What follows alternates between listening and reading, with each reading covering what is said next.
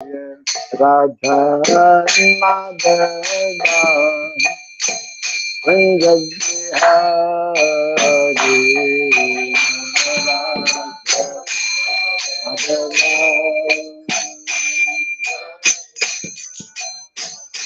Jaya Gopi Jana Vallabha Girivara Hari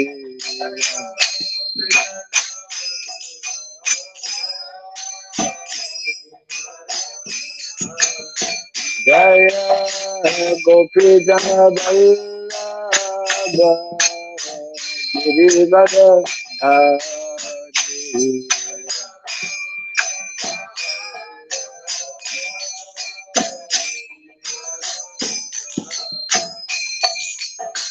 Yashodanandana Brajajanandana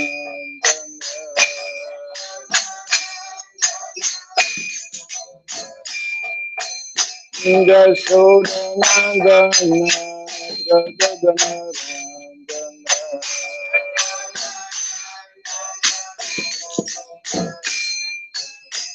Jamuna Tira Vanasari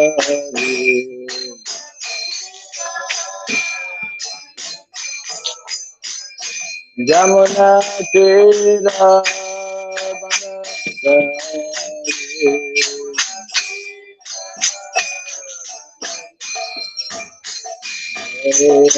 Radha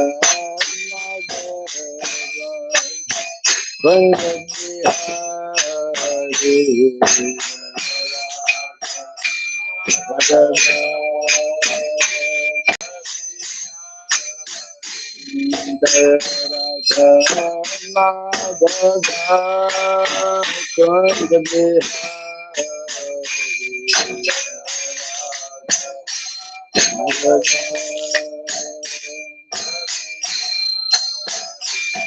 Jaya Gopi Jana Vallabha Girivara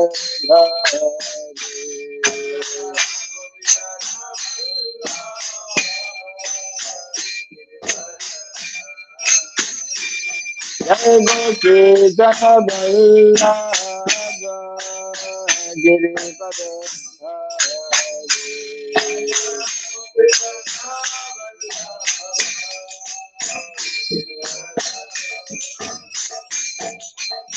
Yashodanandana Brajajanandana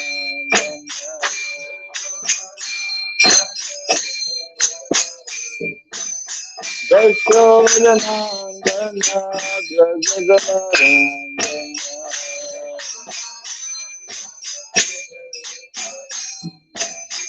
Jamuna Tira Vanasari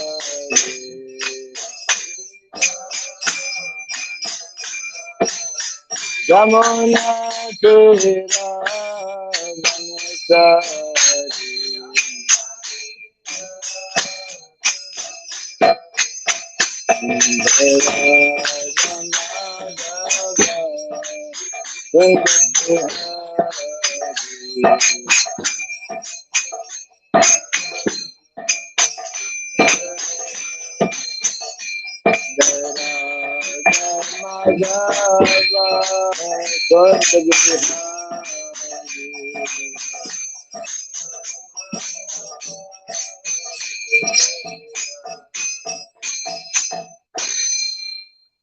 Hare Krishna, Hare Krishna, Krishna Krishna, Hare Hare, Hare Rama, Hare Rama, Rama Rama, Hare Hare.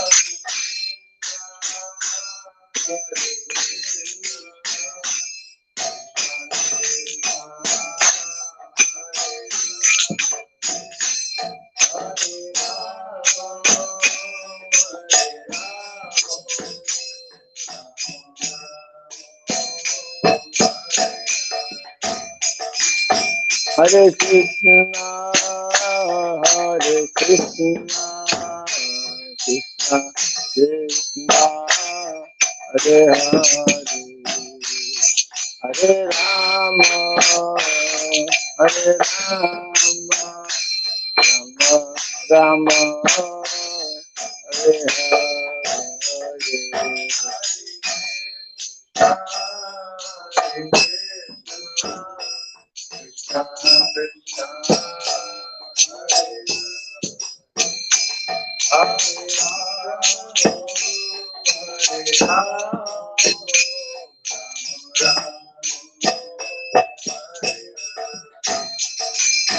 Hare Krishna Hare Krishna Krishna Krishna Hare Hare Hare Rama Hare Rama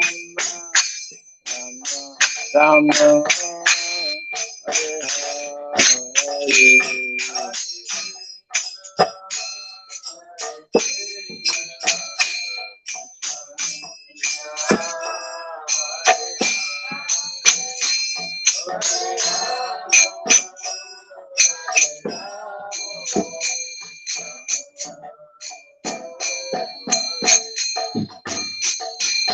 Hare Krishna Hare Krishna Krishna Krishna Hare Hare Hare Rama Hare Rama Rama Rama Hare Hare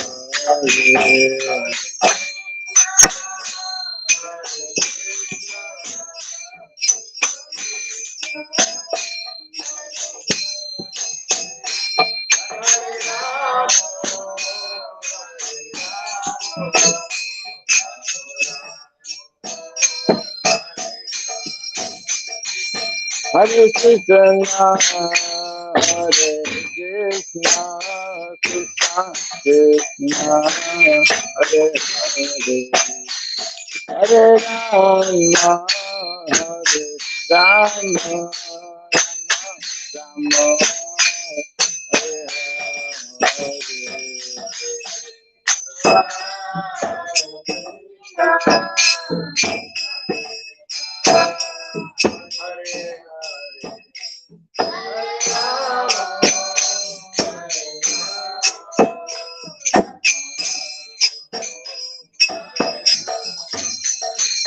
Hare Krishna, Hare Krishna, Krishna Krishna, Hare Hare, Hare Rama, Hare Rama, Rama Rama,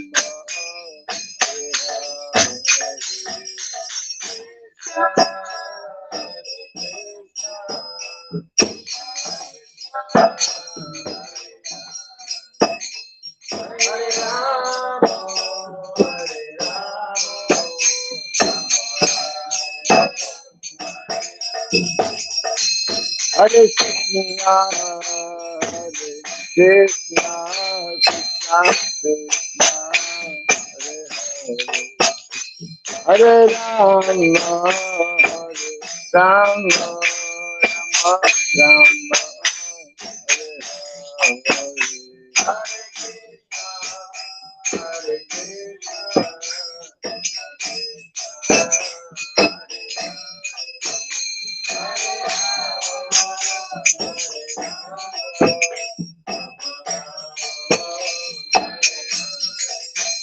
Hare Krishna, Hare Krishna, Krishna Krishna, Hare Hare, Hare Rama,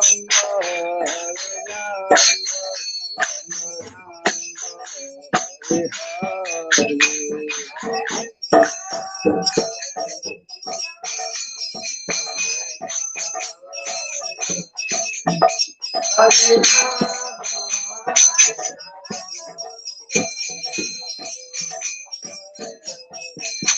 Hare Krishna, Hare Krishna, Krishna Krishna, Hare Hare, Hare Rama, Hare Rama, Rama Rama, Hare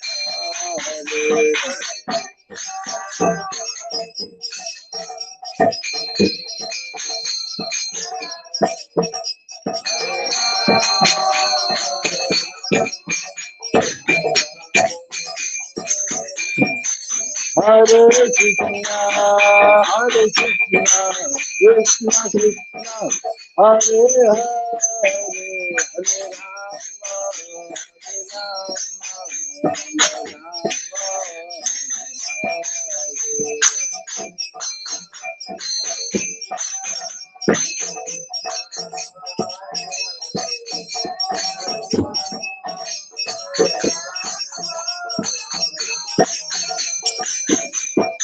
Jaya Radha, Rama Radha,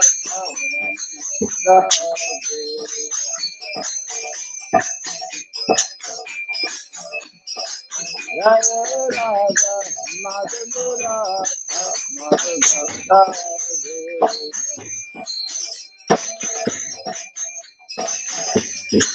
Jaya Prabhupada, Prabhupada,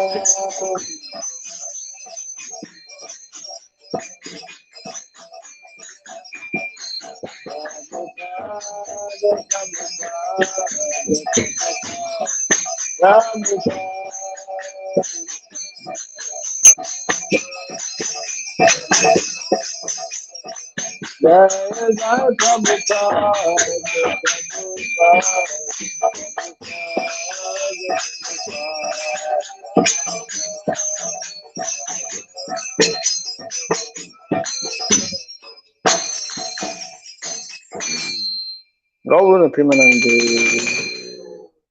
Jayam Vishnupad, Paramahamsa, Pri Vraj Gacharya, Stotra Satya, Sri Srimad, His Divine Grace, Hilaboy Charanaravinda Bhaktivedanta Swami, Srila Prabhupada Ki, Ananta Koti Vaishnava Vrinda Ki, ISKCON DBT, Founder Charya, Divine Grace, Srila Prabhupada Ki, Namacharya, Srila Haridas Thakur Ki, Samavata Bhakta Vrinda Ki, Transcendental Book Distribution Ki, Dani Tagore Primanande, all glories to the assembled devotees, all glories to the assembled devotees, all glories to the assembled devotees, all glories to Sri Guru, to Sri Gauranga, all glories to Sri Prabhupada.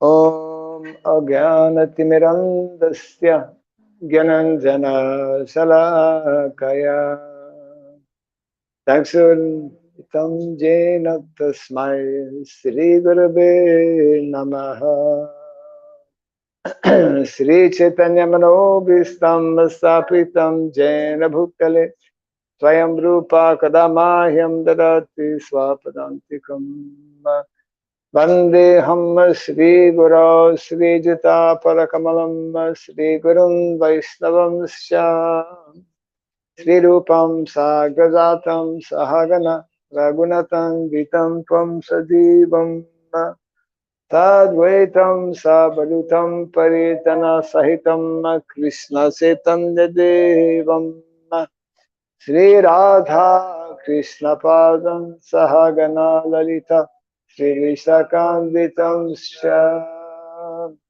Hey Krishna Karuna Sindhu Dinabandhu Jagatpate Gopesha Gopika Kanta Radha Kanta Namostute Tapsakanchana Gaurangi Radhe Vrindavaneshwari Keshabanu Sutidevi Pranamami Hari Priye Vanchakalpa Teribhyasya Kripa Sindhu Vyaevacha Patitanam Pavanebhyo Vaishnavibhyo Namo Namaha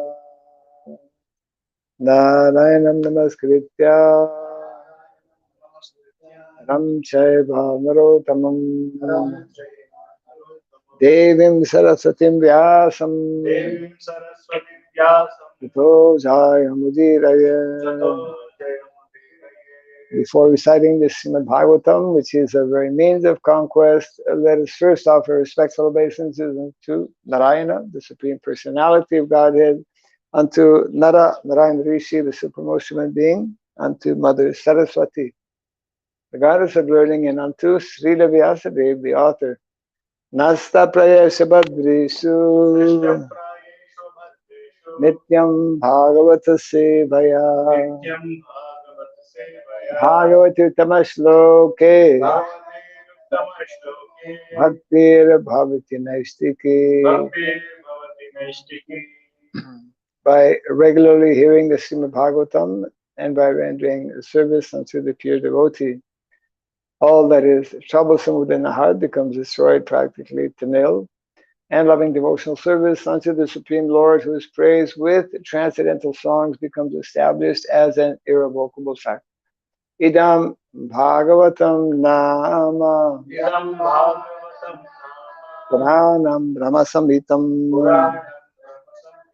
Uttama Shloka Charitam Chakara Bhagavan Rishi Nishreyasaya Lokasya Dhanyam Swasthayanam Mahat. This Srimad Bhagavatam, known as the Granthara, the king of all Vedic literatures, is the literary incarnation of God. It is compiled by the incarnation of God, the Srila Vyasadeva. It is meant for the ultimate good of all people. It is all successful, all blissful, and all perfect.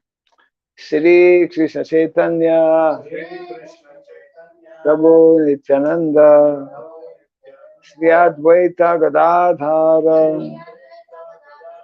Shri Vasadi Gaura Bhakta Vrinda. Hare Krishna Krishna Krishna Hare Hare Hare Rama Rama Rama Hare Hare. Om Namo Bhagavate Vasudevaya. Om Namo Bhagavate Vasudevaya. Om Namo Bhagavate Vasudevaya. Om Namo Bhagavate Vasudevaya. Om Namo Bhagavate Vasudevaya. Om Namo Bhagavate Vasudevaya. Om Surabhyay Namaha. Om Surabhyay Namaha. Om Surabhyay Namaha. Om Surabhyay Namaha. Om Surabhyay Namaha. Mukam karoti vātalam pāṅgum rangayate girim yat kripa tamaham bande Shri Gurum Ganataram. Yat kripa tamaham bande Shri Gurum Ganataram. Hare Krishna. Welcome to our Bhagavatam class. We continue to read from the second canto, Chapter 5, entitled The Cause of All Causes, and today's text number is 25? 25. Yeah.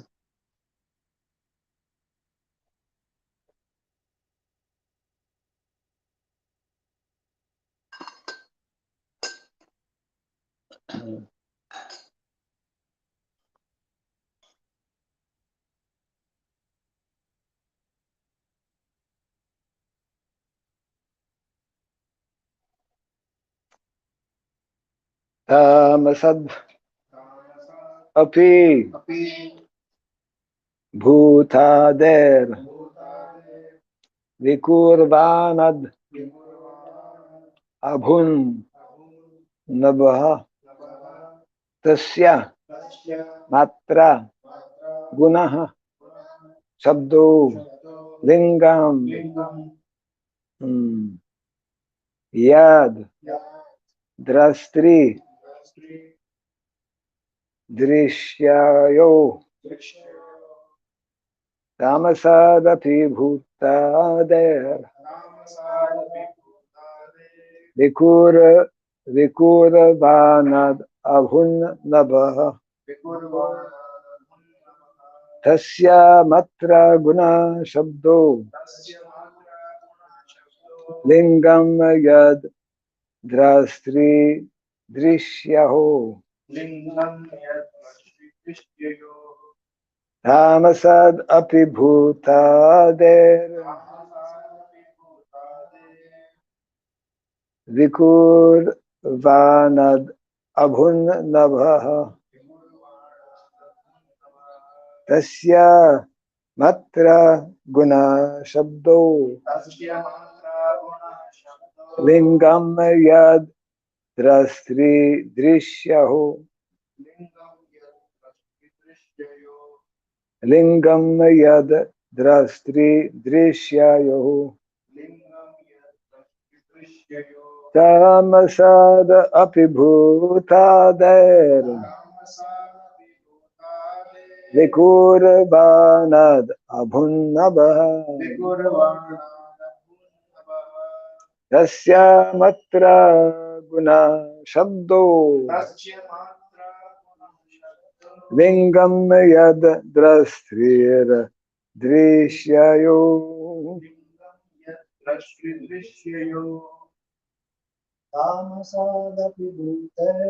tamasad api bhutader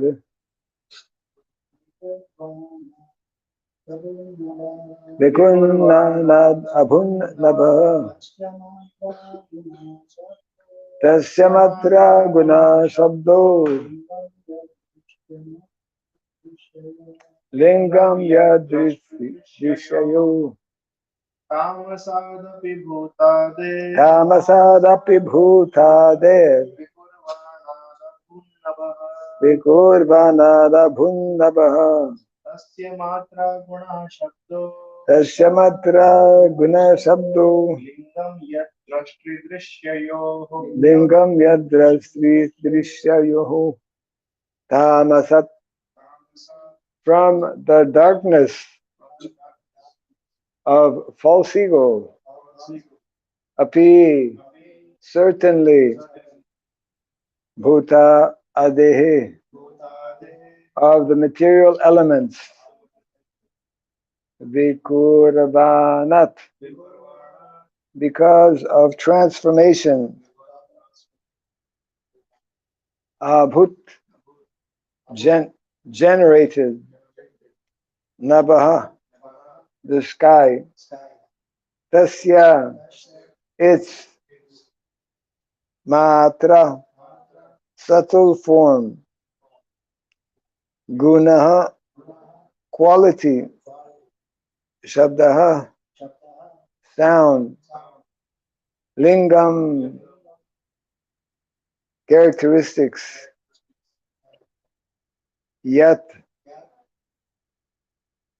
as its drastri the seer drishayo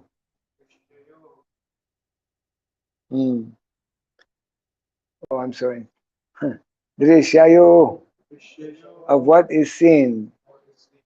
Yeah. Translation and purport by the Divine Grace A.C. Bhaktivedanta Swami Sridham Prabhupada Ki. From the darkness of false ego, the first of the five elements, namely the sky, is generated. Its subtle form is a quality of sound, exactly as the seer is in relationship with the seen. Kindly repeat after me. From the darkness of false ego, the first of the five elements, namely the sky, is generated. Its subtle form is the quality of sound, exactly as the seer is in relationship with the seen. Purport. The five elements, namely sky, air, fire, water, and earth, are all but different qualities of the darkness of false ego. This means that the false ego is the sum total form of Mahatattva. This means that the false ego in the sum total form of Mahatattva is generated from the marginal potency of the Lord. And due to this false ego of lording it over the material creation, ingredients are generated for the false enjoyment of the living entities. The living being is practically the dominating factor over the material elements as the enjoyer, though the background is the Supreme Lord.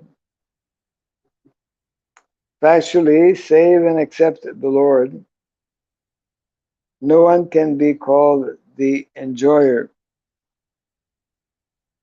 But the living entity falsely desires to become the enjoyer. This is the origin of false ego. When the bewildered living being desires this, the shadow elements are generated by the will of the Lord, and the living entities are allowed to run after them as after a phantasmagoria.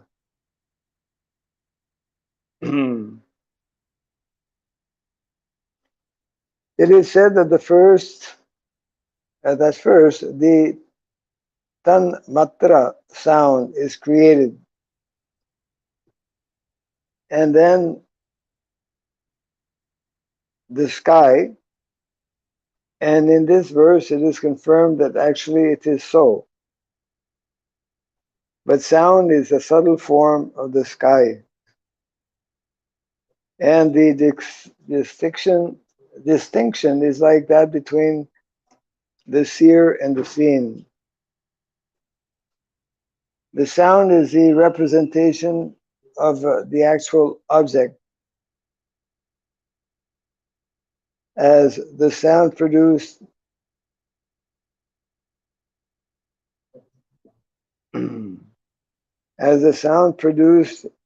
speaking of the object gives an idea of the description of the object. Therefore, sound is a subtle characteristic of the object. Similarly, sound representation of the Lord in terms of his characteristics is a complete form of the Lord, as was seen by Vasudeva and Maharaj Dasharat, the fathers of Lord Krishna and Lord Ram. The sound representation of the Lord is none different from the Lord himself, because the Lord and his representation in sound are absolute knowledge. Lord Chaitanya has instructed us that in the holy name of the Lord, as sound representation of the Lord, all the potencies of the Lord are invested. Thus, one can immediately enjoy the association of the Lord by the pure vibration of the sound representation of his holy name. And the concept of the Lord is immediately manifested before the pure devotee.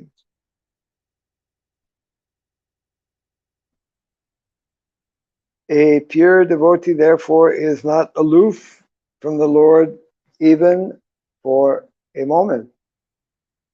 The holy name of the Lord, as recommended in the Shastras, Hare Krishna, Krishna Krishna, Hare Hare, Hare Rama, Rama Rama, Hare Hare,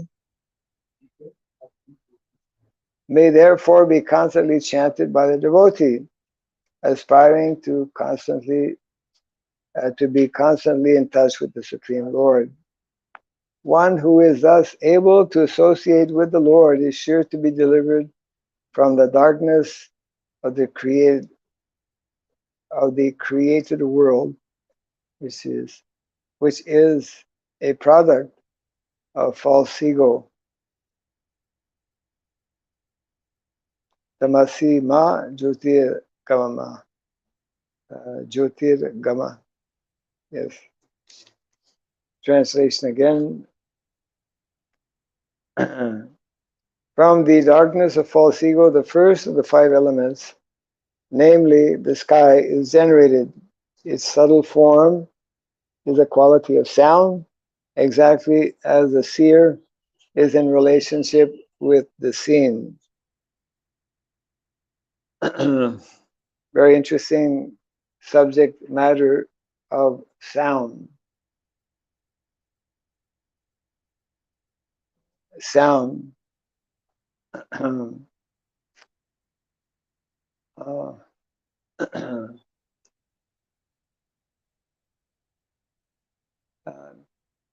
it means that the whole creation is from subtle comes the gross. Just like generally, if we want to do something, we think about something, then we can do something. From the mind, from the level of the mind, it becomes, in due course of time, manifested. So the whole creation, in this way, it is a very subtle,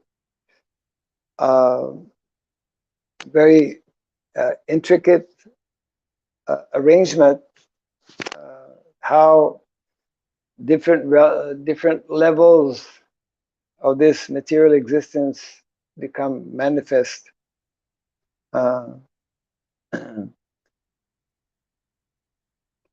We know in the Bhagavad Gita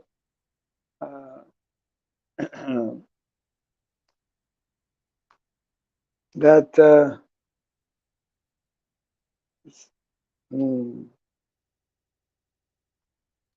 these subject matters are also dealt with. Krishna in the Bhagavad Gita does not only deal with the spiritual subject matter, but is also dealing with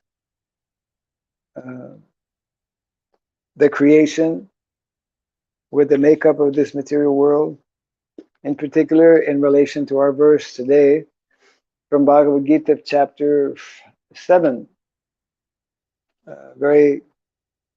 Two very important verses. Of course, Bhagavad Gita, all the verses are important.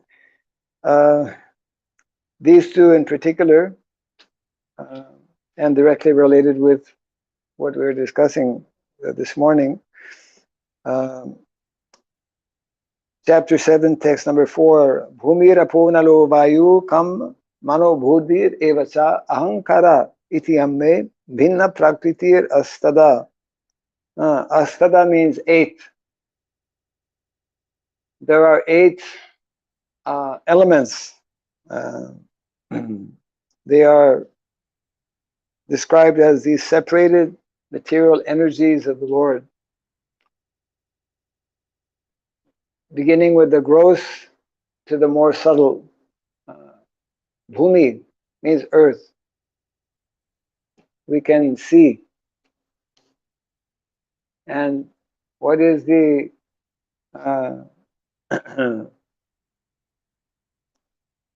what is the sense that is connected with the earth?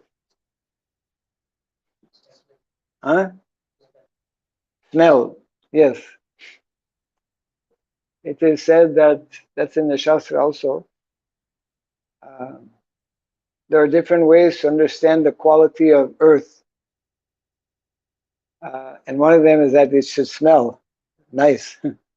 If you pick up some sand, there's no smell.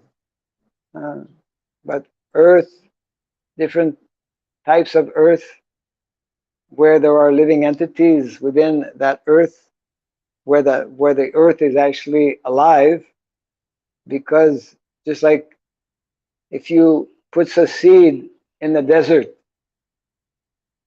nothing will grow because there's no life in sand. So Bhumi is the first of the grossest element. Bhumi, then water. Water. What is the sense that is connected with water? I am the taste of water, Krishna explains. When we drink water, especially when it is very hot, like it has been for the last so many days, 2 weeks, drinking water, it is very pleasing, very refreshing. So Krishna says in the Bhagavad Gita, I am the taste of water. So Prabhupada, he would explain that in America, even those who are drunkards, those who drink wine, they should remember that this taste is actually Krishna. So even a wino can remember Krishna. Earth, water, air. What is the sense that is connected with air? Touch. Touch.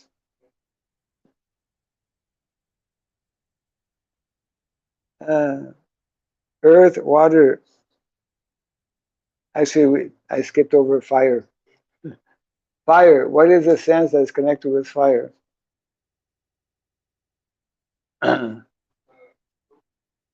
It is form. Yeah, form. Form. But what is the sense that's connected with form? Eyes. Yeah. From fire comes form, and form can be preceded by sight. Uh, so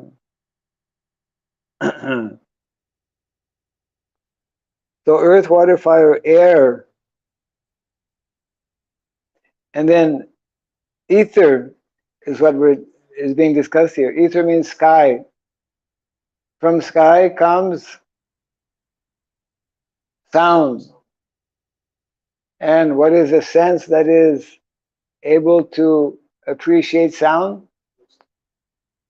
Kana. The ear. This is very elaborately described actually in the Bhagavatam, how from the subtle comes the gross.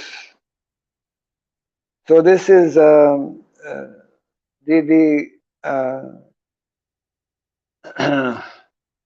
the most subtle of the gross. Ether is just like we can see with our eyes earth. We can smell the earth, we can see the earth. Water, we can see the water, we can taste the water. Fire, we can see the fire. Sometimes we cannot see the fire. Electricity, subtle form of fire.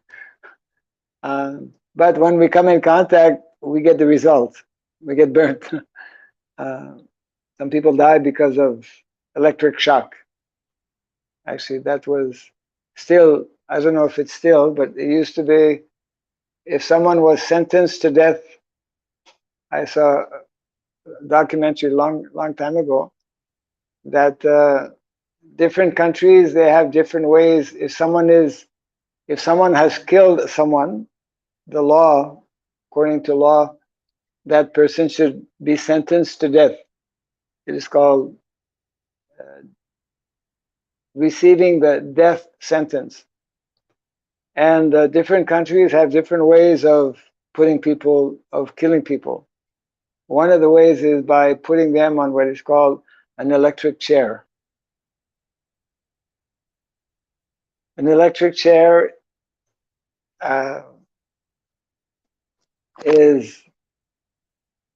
looks like an ordinary chair, but it's not.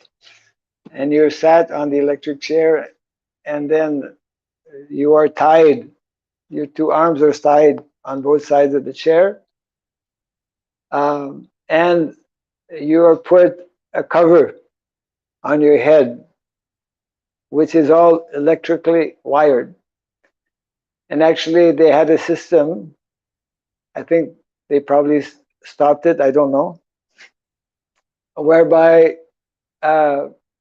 selected people would come to actually be present, just as like witness that this person has died. And they would ask the person before they turn the switch on, and you're sitting there, and you have committed something very bad, and of course people react in so many different ways. Some people, they cannot tolerate and they go mad practically. Others are very, sober. And then they ask you, what is your last word, your last wish, or will you finally confess that you actually committed this crime, whatever. And then after this is done, they put the switch on, and it's within a matter of, some people it takes longer, but within 1 minute usually a person is, but it's very painful. So electricity is also fire. So earth, water, fire, air and ether. So from ether, as is being explained here, actually, from this Mahatattva, all of these elements, different energies are generated.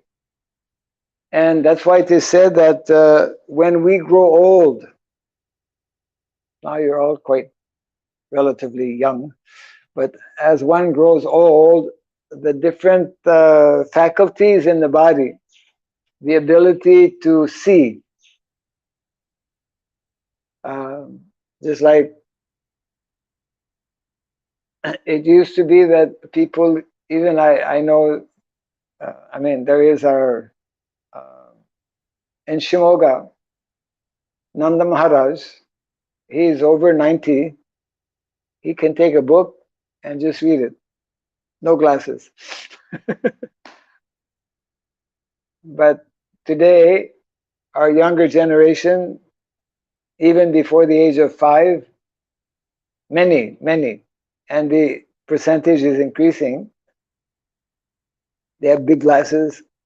They cannot, because they're using computer and cell phone. Practically, they're born with a cell phone in their hand. Practically. I mean, from even before starting to crawl, they're exposed to modern technology. And this is spoiling our different senses, actually.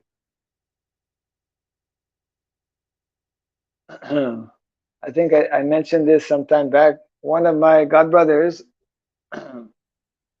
was visiting Gurukula, a traditional Gurukula in Ahmedabad. He was eager to start Gurukula, so he visited different Gurukulas. This one particular Gurukul, they were very traditional, and so he was talking with the headmaster, and headmaster was explaining what was their curriculum and how the boys actually, one of the rules in that Gurukula, absolutely no cell phones allowed, no electronic gadgets allowed. And then he was explaining that our boys are learning from Shastra, and they're able to actually slowly develop some mystic siddhi through mantra.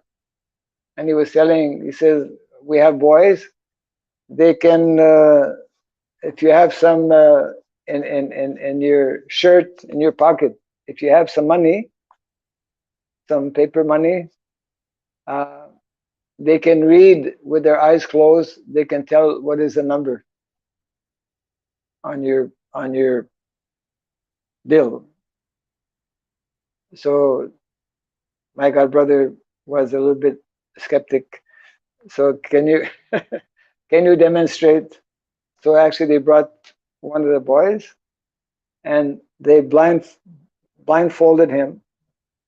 They brought him close, and the boy, uh, within a few seconds, he told that yes, he has this particular note that has number 35679, whatever. He quoted exactly. So the point being that um, this point was made many times by Srila Prabhupada. The more we associate with matter, the more, especially we associate with machines, we lose natural, subtle abilities. We lose connection with different energies that are otherwise uh, present and manifest. Just like if someone is a gross materialistic person, he cannot appreciate spirituality, isn't it? Too much engrossed in matter. Or the classical example the Prophet is giving, if one is, yeah, if one has cataract, he has eyes, but his eyes are covered, he cannot see.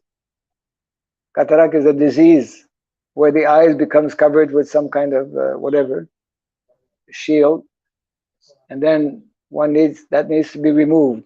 It's called cataract operation. Now they do it by laser. Yeah. So of all of the different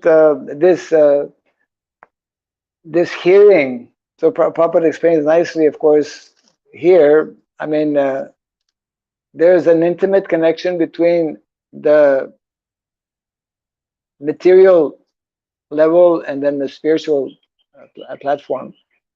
Just like hearing, okay, it is a material activity. Sound is material energy, but sound actually, origin of sound is from the spiritual world, spiritual sky. There's two levels of sound. There's material sound and spiritual sound. Material sound also extremely powerful. That's why we see in the Ramayana, when Ram and Lakshman were taught special mantra, we see them whispering,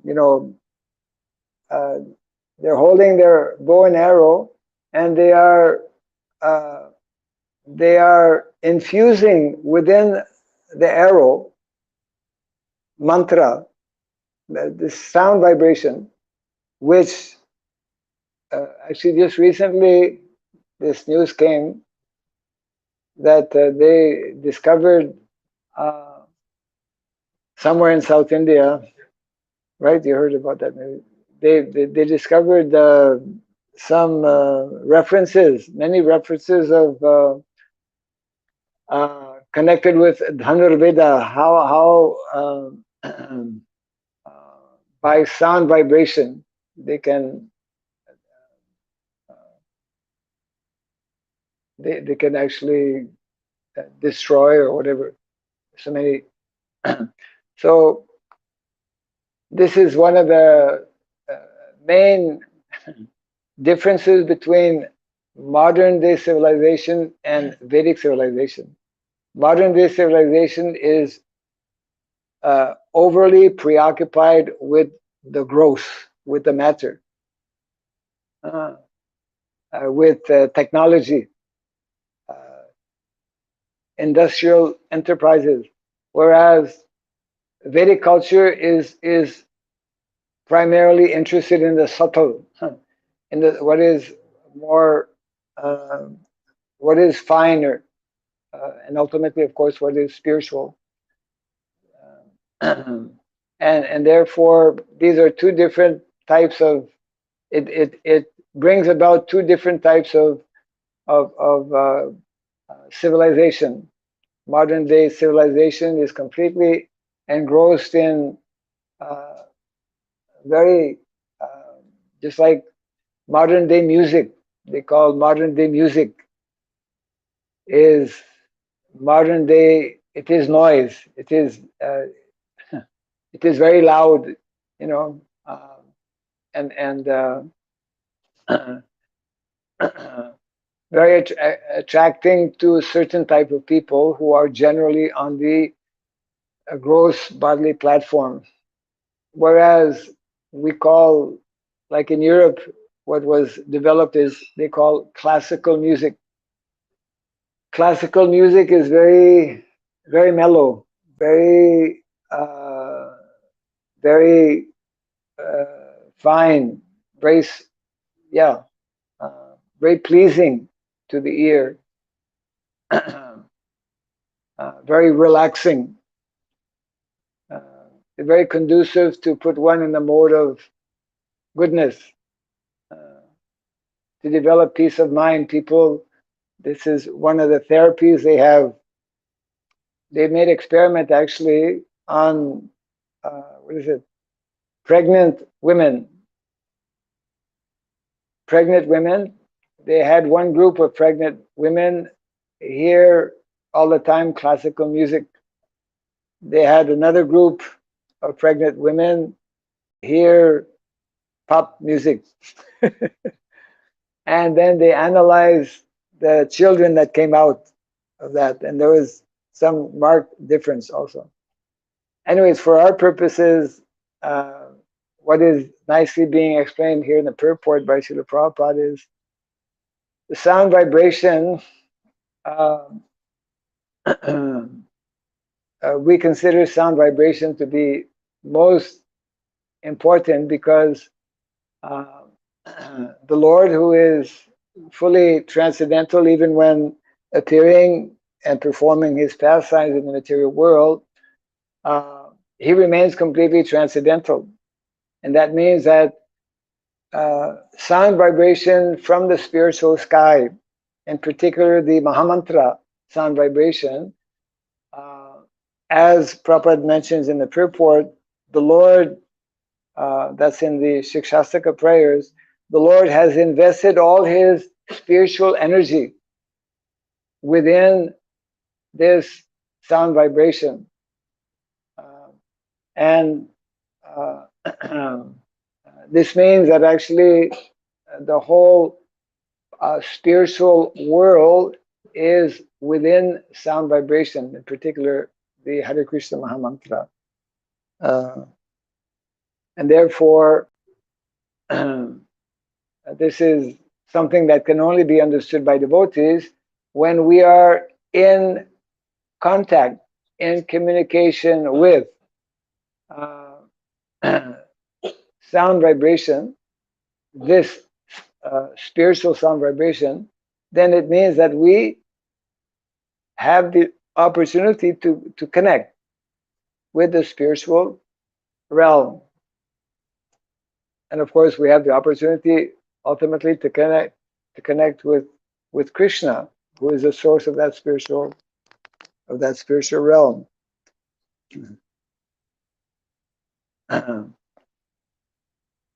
So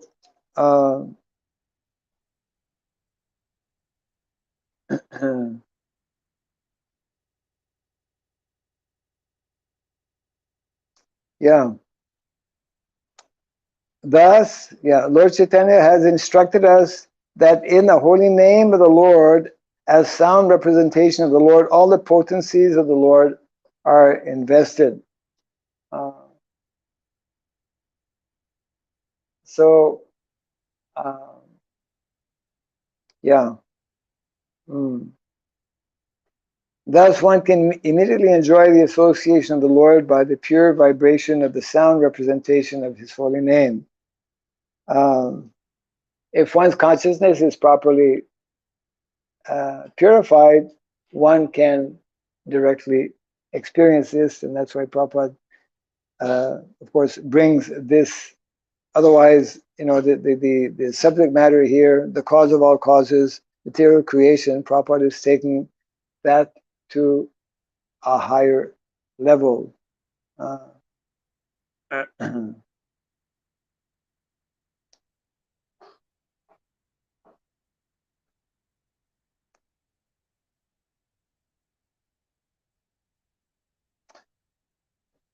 So this is the origin of false ego.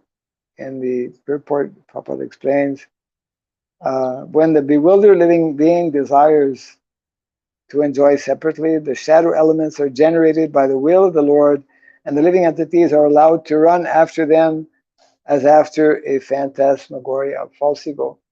Everything begins with the false ego. So, yeah.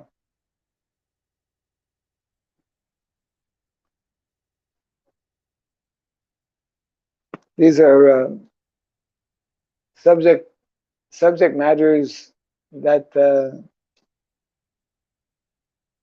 that one could be doing research on.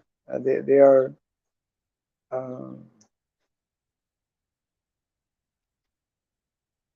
interesting description.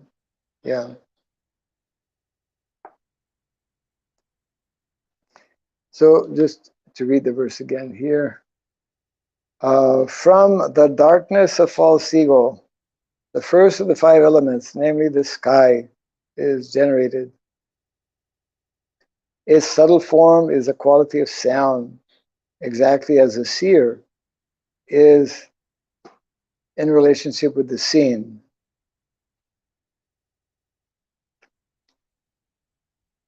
The seer is in relation, yeah. So there is form. One who has eyes can see the form.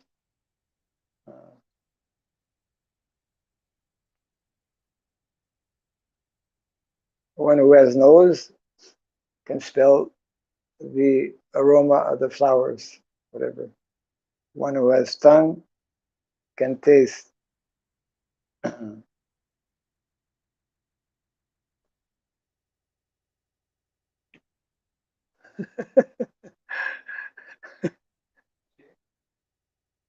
So, any thoughts, comments on this?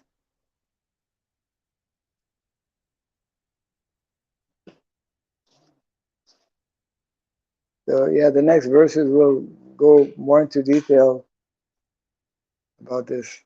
Very intricate.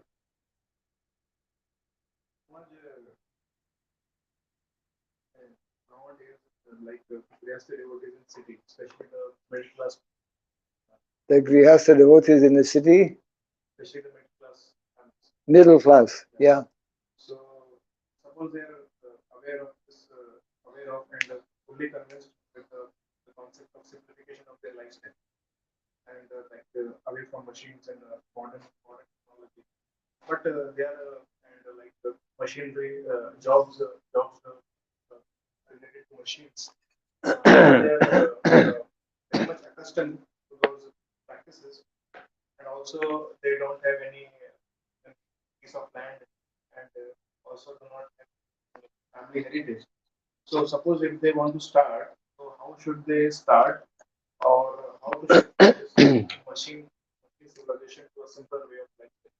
So the question is, majority of our devotees, grihastas, are in the cities, and they are, most of them have occupations that are very much connected with machines, and the whole modern urban setup is centered on machines as well. So what if some householder want to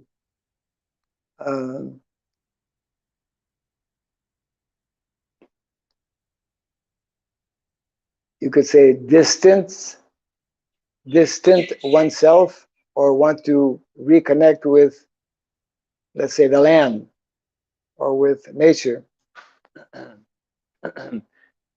Yeah. So we were making the point that the more we become absorbed and conditions and controlled actually by machines, by the world of machines, Prabhupada describes modern society as, the era of machines or the world of machines, then the more difficult it is for us generally to to practice spiritual life. We can utilize, and we do utilize machines. Prabhupada himself, of course, he had this tape machine for translating, for dictating his translation of the Srimad Bhagavatam. But the idea is that we should not become subservient to machines, and we should also understand that the dangers and the limitations that are there, and that the modern civilization in which we are living, which is built up on dependency of machines, the world as we know, in this 21st century, year 2022, more and more discussions, more and more predictions as to how the world is becoming more what we call digital, more and more digital. They are predicting that the paper money will no longer be needed. Everyone will simply, even now, for example, if you want to, they have phone pay, they have all kinds of, fancy, seemingly very practical ways of exchanging. But this is all very artificial, and the more we go into this tunnel of modern so-called technology, we put ourselves at risk, the high risk in many, many different ways. And therefore, the general warning is given in the Shastra that the more we get caught up in this kind of civilization, then the more the more we put ourselves at risk in so many ways. So for devotees who understand this, then they should minimize, and they should actually, because that was, it is still in many, many ways something that is not properly understood by our own devotees and by our society in general. And Prabhupada warned us on many, many occasions to not depend or rely on a civilization that can, not only can, but will crumble at any time, because it is not based on sustainable technology. It is not a sustainable way of living. And therefore, Srila Prabhupada, wanted us to reconnect, revive what is the recommended natural way of living, which ultimately in the Vedic culture, and whether we like it or not, and but we are giving always all kinds of reasons and excuses why it's not practical today, because we have this way of living. We've been, most of us, born in this kind of modern technological lifestyle where we are totally dependent on machines. And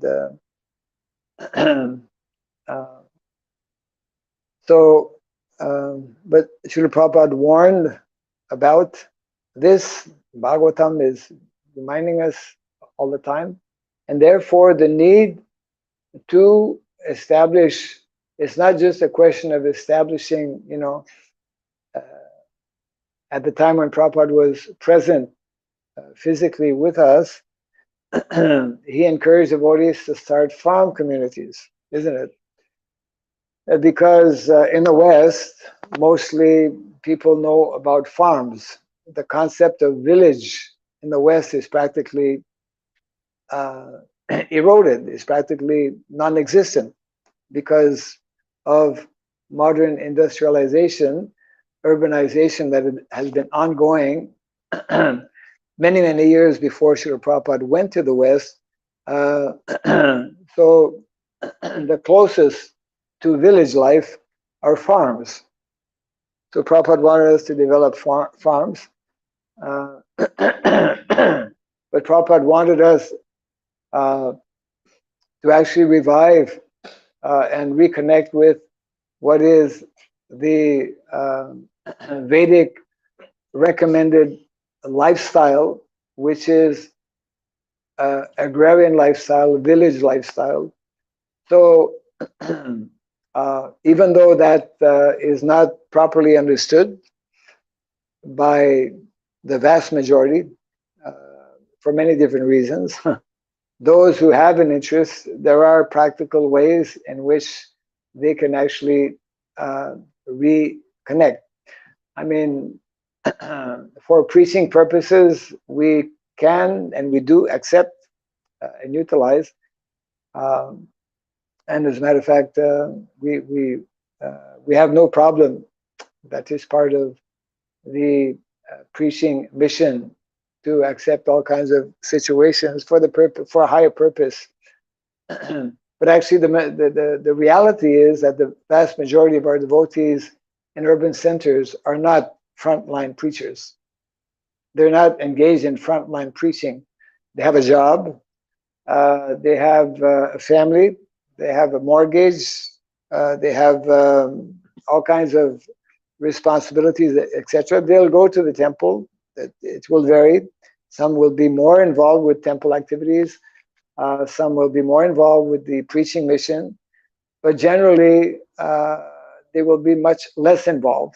And many of our devotees are not at all involved, unfortunately, because of the high demand that is there.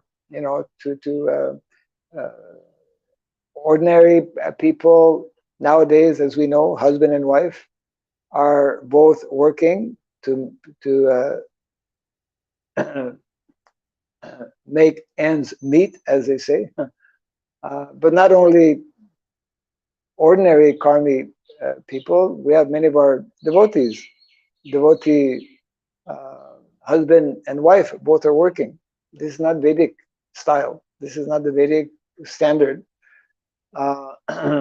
And it means that women are allowed to, because most of the time, man will work at one place and his wife will work at another place. That is not actual Vedic standard.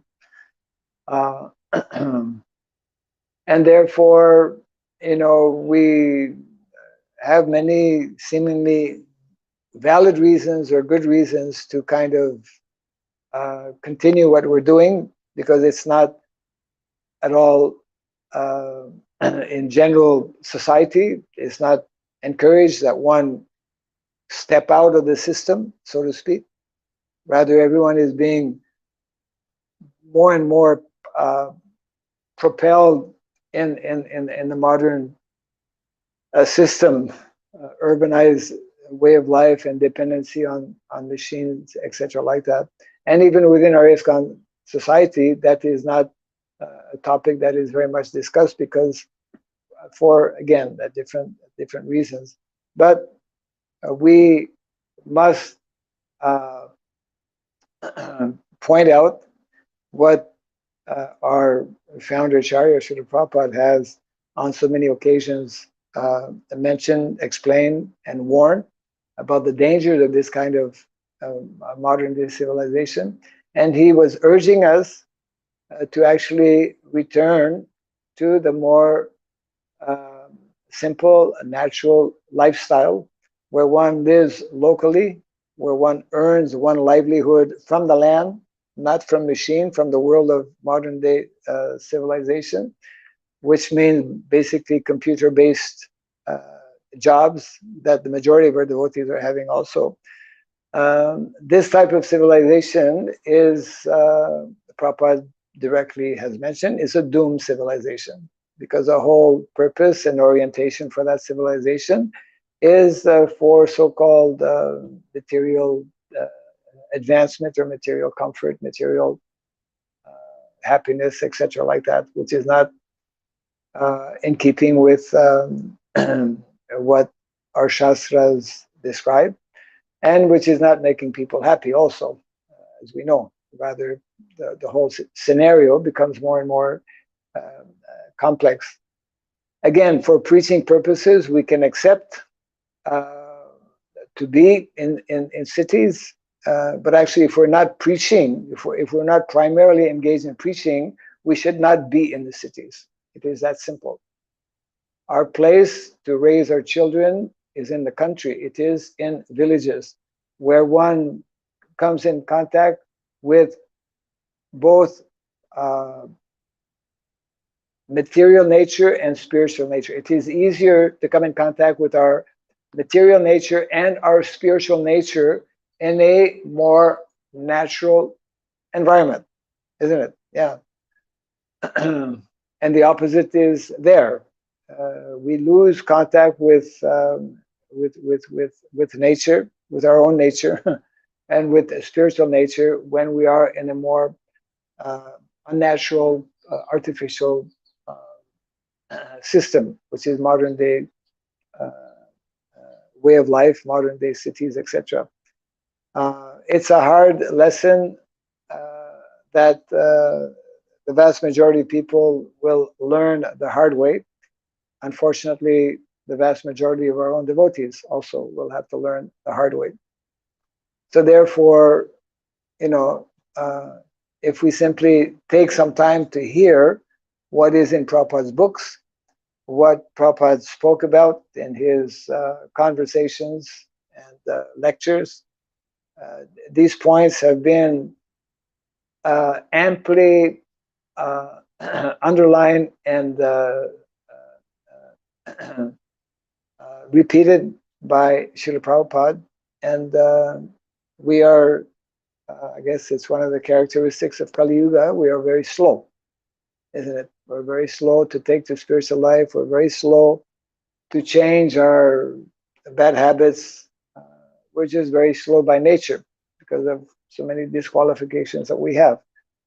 But the reality remains the same, that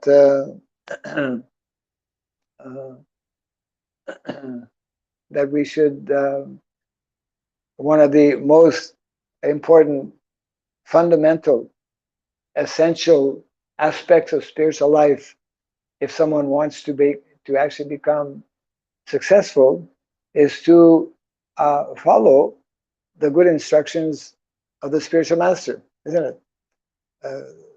As a matter of fact, one of the 10 offenses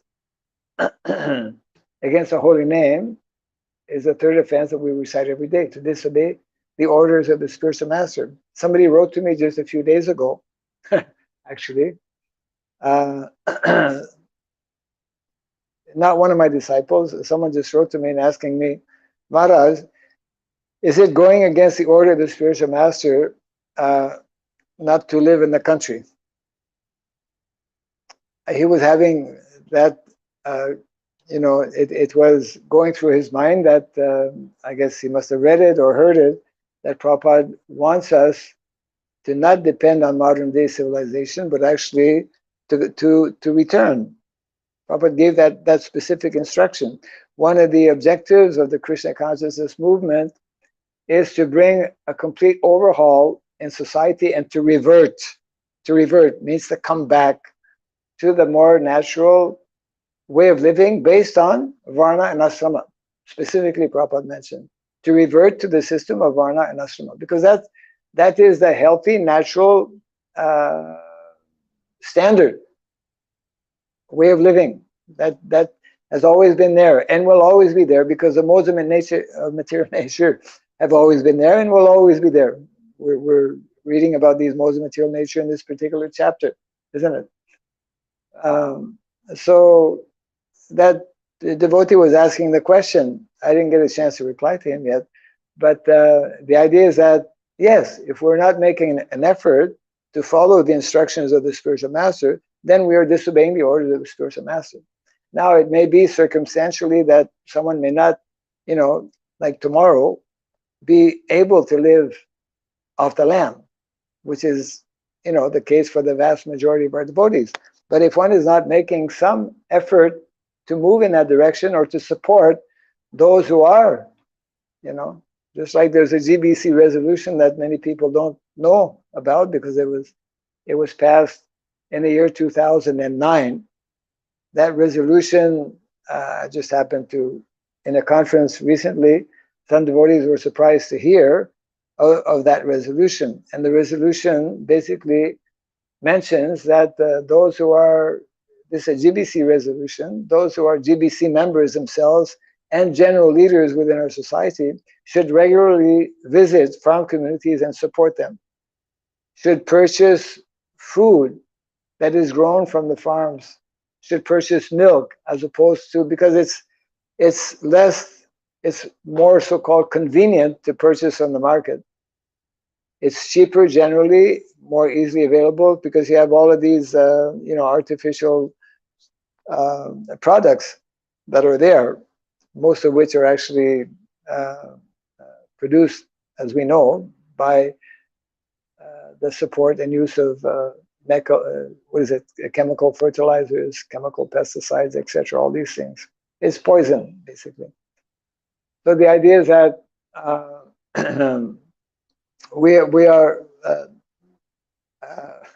we're not yet understanding, and we are therefore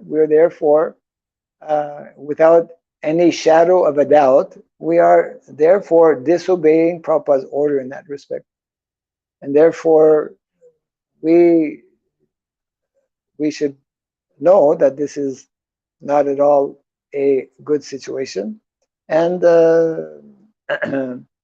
and we will have to suffer, and we are suffering, and we will have to suffer because of that. So there are a number of devotees in different countries who are taking seriously to these instructions given by Srila Prabhupada. Those who are serious in wanting to actually follow, they should interact, associate with those devotees who are making an effort in that direction. And then whatever, at least one should be aware that this is the desire of Srila Prabhupada. People should be aware that this is actually the Vedic norm and standard. In that resolution also of 2009, part of that resolution was that every day, whenever there is Bhagavatam class, at least 5 or 10% of the time, let's say it's an hour class, so at least 5 to 10 minutes, speakers should be making reference to Varnasrama. How many are doing that? Even when there is mention of Varnasrama in the text and in the purport, there is no discussion of Varnasrama. Many, many times, you see. So this is not in keeping with the desire and the orders of the spiritual master, and therefore we can expect different kinds of negative results coming out of that in so many ways. I think we're a little past our time right now. If there's any, we can discuss possibly later. Jai Granthara Srimad Bhagavatam ki Jai Srila Prabhupada ki.